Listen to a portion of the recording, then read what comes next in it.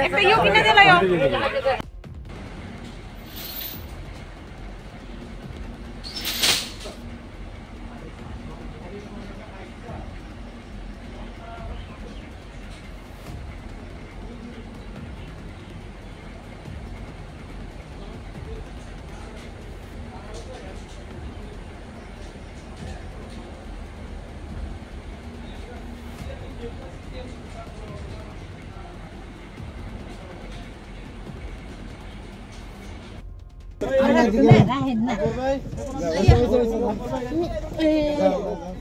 Tam là xin nó bằng xa, không là xin nó.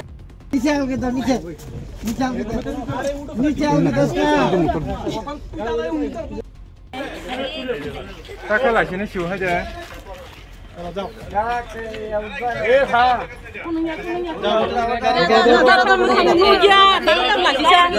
ঠিক আছে ঠিক আছে যাও ওটা ওটা যাও যাও যাও ওটা উড়ো না উড়ো কিছু তো না উড়ো ধরো ধরো এনে ধরো ঠিক আছে তারা সবই ঠিক আছে ফুটবল বলি কি মিডিয়াল লাগে আছে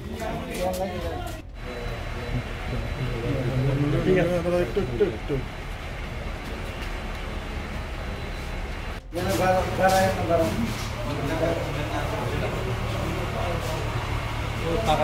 কি বলবেন?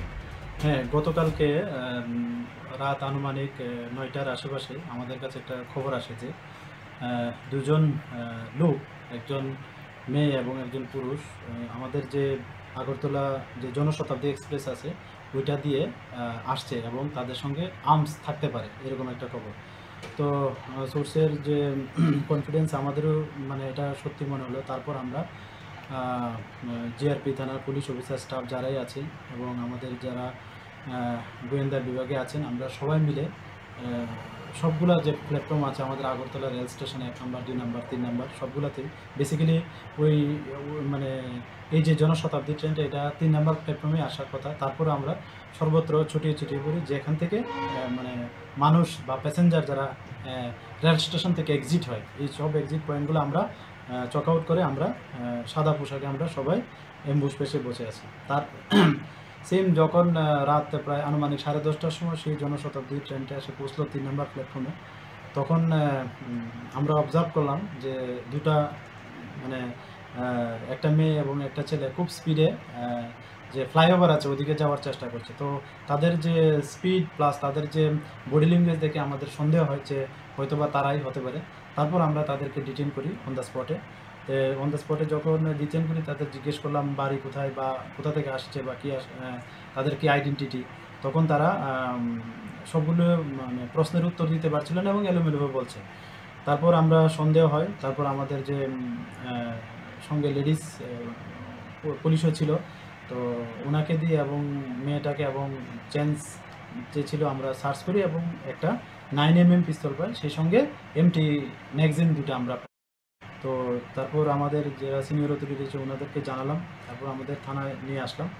তো এই নিয়ে আমরা একটা আইপিসি এবং আর্মস অ্যাক্টে আমাদের জিআরপি থানাতে একটা মামলা গ্রহণ করি গতকাল রাতেই।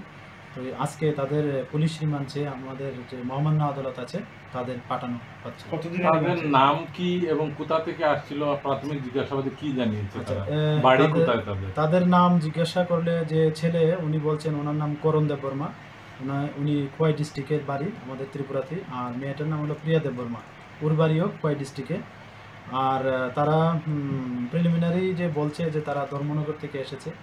তো আমরা ওই বিষয়গুলো দেখছি যে তারা এক্সাক্ট কোথা থেকে এসেছে বা কোথায় মানে তাদের ডেস্টিনেশন, এগুলি আমরা একে একে আমরা দেখছি।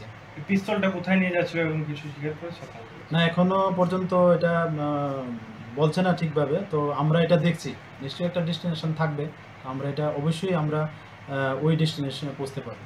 কতদিনের রিমান্ড চেয়েছেন আপনি? আমরা 5 দিনের পুলিশ রিমান্ড চেয়েছি।